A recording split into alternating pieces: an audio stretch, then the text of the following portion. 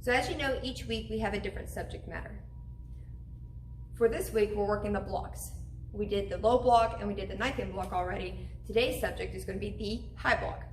Now in my mind, there are two types of high blocks, a scooping or deflective high block, and then there's also a striking high block. Now, traditionally, or more commonly, you're going to see the scooping or deflective high block done on rank testings. But I'll go ahead and show you both, and then you can kind of decide which ones that you want to keep closer in your toolbox. So, I fold for a high block like this. It's going to be the same for both of them. Other hand's out on top. The top hand comes back to the chamber. This hand's going to come up, scoop, and flip at the top. So I want the palm of my hand facing out and a slight angle to my arm. I fold, bring one hand back, scoop, high block, fold, chamber, scoop, high block. So there's a bit of a circular motion to it. Ready? Fold, high block, fold, high block, fold, high block. It'll be the same thing, obviously, on the other side. So this hand folds, other hand is out. The hand that's out comes back to the chamber. This hand's going to scoop, high block, fold, chamber, and the idea behind it is you want to scoop in the direction as if your index finger is pointing. Scoop and high block.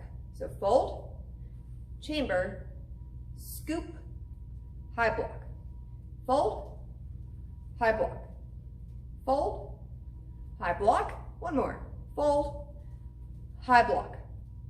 All right, so the next one's going to be more of our striking high block. And our striking high block, you don't see as often on testing situations, but I see it a lot and do it a lot whenever we're point fighting or in more self-defense situations. Next week is going to be more of our bunkai, so we're going to get into that a little bit. And remember, bunkai means practical application. Today is just more the technical side of all the blocks. All right, so our striking high block folds the same way, other hand's out. With this one, it's a point A to point B technique, meaning there's no scooping, not a lot of hip action. So my hand chambers, my hand pops straight up, and then I'm going to flip it out at the last second. There's my strike. So I fold, chamber it, up, and strike. Fold, strike. And with this one, you can have more of a straight edge to it. You can still have the angled edge, but the straight edge works just as well, especially if you're hitting to the nose, the teeth, or even the throat. So I fold, up, and strike.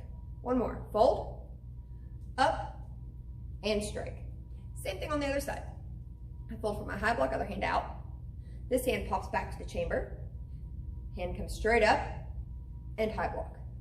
So fold, high block, fold, striking high block, fold, high block.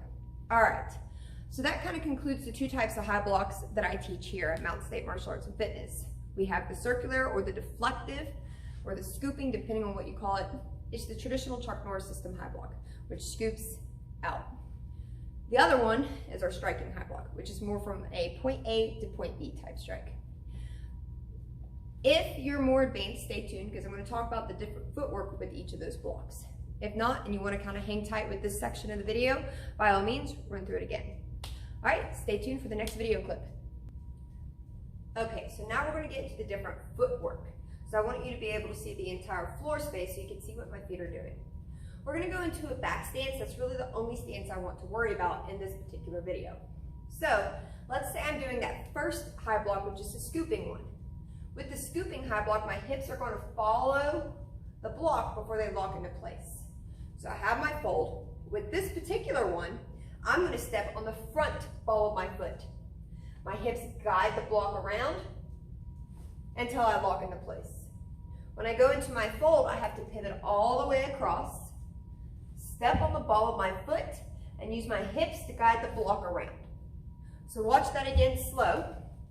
Fold, pivot, step, high block. Pivot, step, high block. Pivot, step, high block. And eventually you can make that look a little faster. So I've got my fold. When I fold, my foot already pivots. So fold, high block. Fold, high block, fold, high block. Now, if you're doing more of a striking high block, if there's no scoop to it, I don't need as much hip action. So it would look something similar to this. I would fold, step directly forward, and then my back foot would pivot into it. Almost like a defensive high block or a defensive strike. So I got my fold, I'm straight. I would step forward and then pivot my back foot, high block.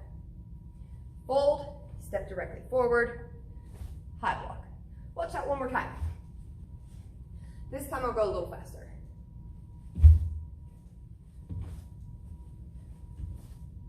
All right, so that's the high block.